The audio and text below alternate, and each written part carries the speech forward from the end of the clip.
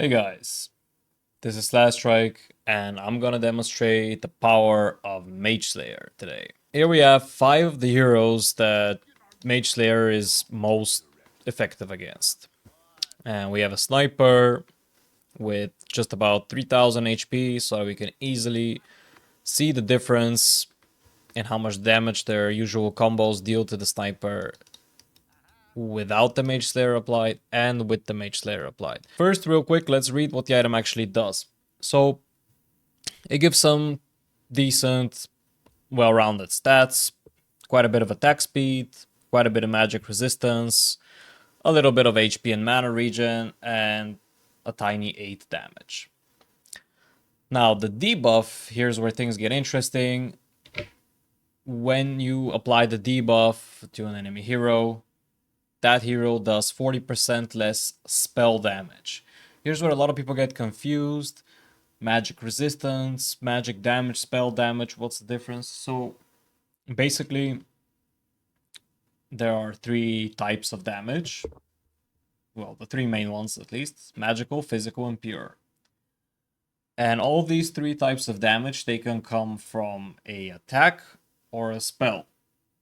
Right? In this case, when we say spell damage, I mean damage that comes from spells, not attacks.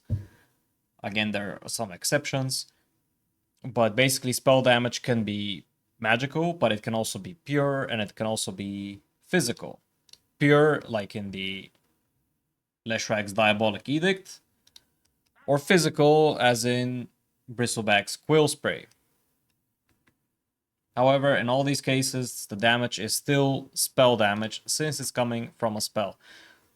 Very important also, DP's Ultimate Exorcism, that is also physical damage. A lot of people forget that. And technically, the damage for DP's ult comes from the little ghosts hitting you, but damage block does not work against them. So the only thing that works is armor or spell damage reduction, like Mage Slayer provides. So it's time to do some demonstrations, and let's start with Bristleback. So again, even though it's physical, it is spell damage. And the magic resistance part of the Mage Slayer does not help at all, obviously, because it's physical. But the spell damage reduction helps, because that means Bristleback does less spell damage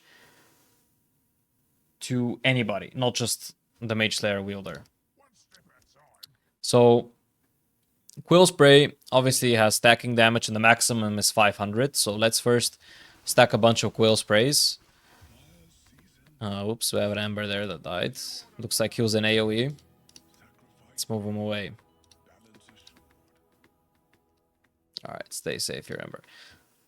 So first, let's stack some Quills. We see that each Quill Spray now does 500 damage. Of course, it's a little less because Sniper has some armor, but it's about 500 damage.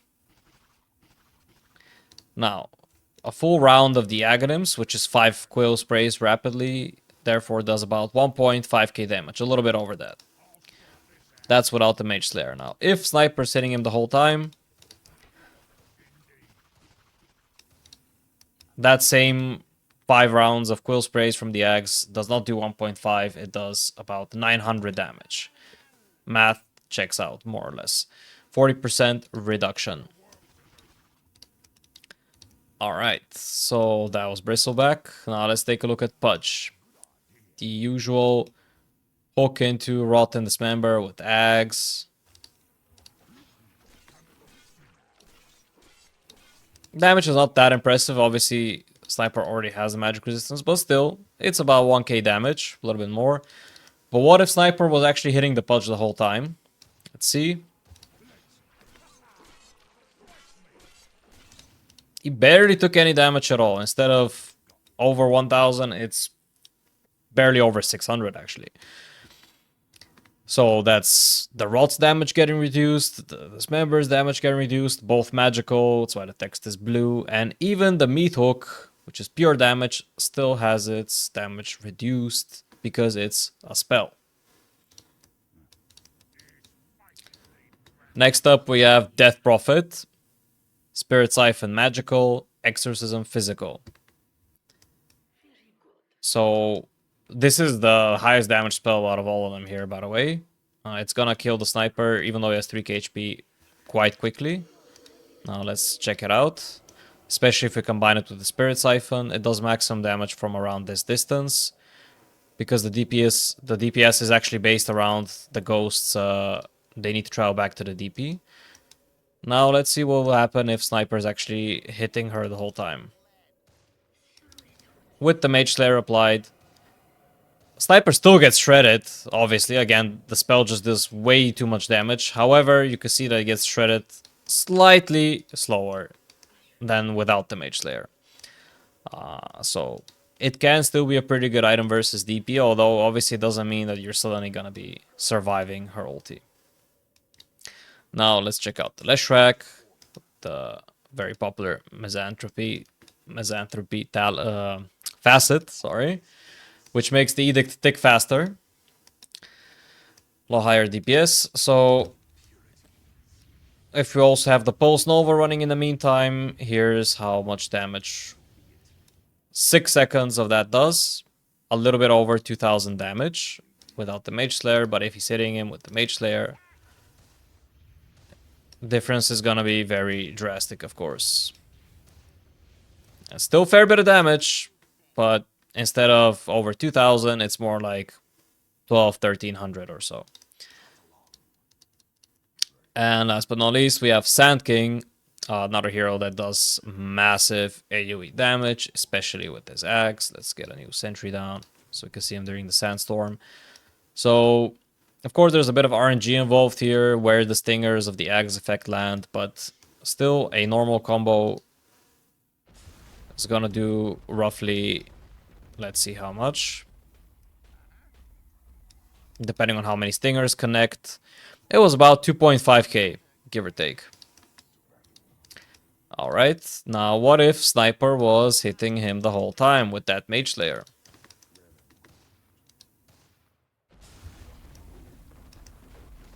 And he keeps hitting him, because he's not scared. Instead of 2.5k, it was more like 1700. Again, very big reduction. So as you see, Mage Slayer, it can reduce damage a lot. Why did I pick these 5 heroes specifically? Not just because they have heavy spell damage, but also because they're heroes that you're likely to be able to hit. The damage doesn't all come instantly, so you have time to respond. Of course, heroes like Queen of Pain and Zeus, they also do heavy spell damage. Queen of Pain also some pure with her ulti. And Mage Slayer can be nice. However, that damage is a lot more bursty, especially in the case of Zeus. It can even be global. So very often you're not going to have the chance to actually hit and apply the Mage Slayer before the damage comes in. Now with these heroes though, that's not really the case, because all these heroes are jumping into you. You know, their damage has, it might be AoE, but it's short range. So you will have the opportunity to attack them if you're the right hero, of course. Not every hero uses Mage Slayer equally well. Sniper, of course, the highest attack range hero, can make good use of it. It doesn't really do a lot of damage, so you have to take that into account, you know, balance out survivability. If you're just a core sniper that's snowballing, you might not want Mage Slayer. Maybe you just want to BKB Satanic or whatever, lifesteal through it. But for the Pulse 4 sniper players out there, this is an item that can actually help your team big time, because very often one or two of these heroes represent the majority of the enemy team's damage output. So cutting that down by 40%, it can actually straight up win you fights. So Sniper is a candidate, and of course we have Ember here, who died earlier. This is probably the best Mage Slayer user in the game, because he can easily apply it to the entire enemy team at the same time rather quickly with Sleight of Fist. Of course, the debuff only lasts 3 seconds, which is shorter than the cooldown of Sleight of Fist. It got nerfed to 7. With Octarine, it's 5, and if you get to 25, you could pretty much have it up all the time. But even so, it's insta-cast, so you can definitely apply it to the right target at the right time as Ember. Some other great Mage Slayer users include Hoodwink. We have the acorn shot. Let me just find agility, of course. What wink is agility. So we have the acorn shot that can apply it, which has pretty high range, especially once you max out spells. And it's both high range and it bounces, so you can easily apply the Mage Slayer to a bunch of enemies in the fight. And another great Mage Slayer user is Pango, who can apply it with his Swashbuckle, easily line up multiple enemies, and give him all the Mage Slayer debuff, of course. Also, if he has Ags, and while he's rolling around, he can still do it. You know, he might be debuff immune and protected with bonus magic resistance in his little ball, but his teammates aren't, so rolling around, especially with the level 3 ulti, constantly reapplying that Mage Slayer debuff is pretty strong. And last but definitely not least that I'm gonna mention is Monkey King, who has not one but two great ways to apply the Mage Slayer. So first we have obviously the Boundless Strike, long range instant hits that can give a bunch of enemies the Mage Slayer debuff. But we also have the Wukong's command.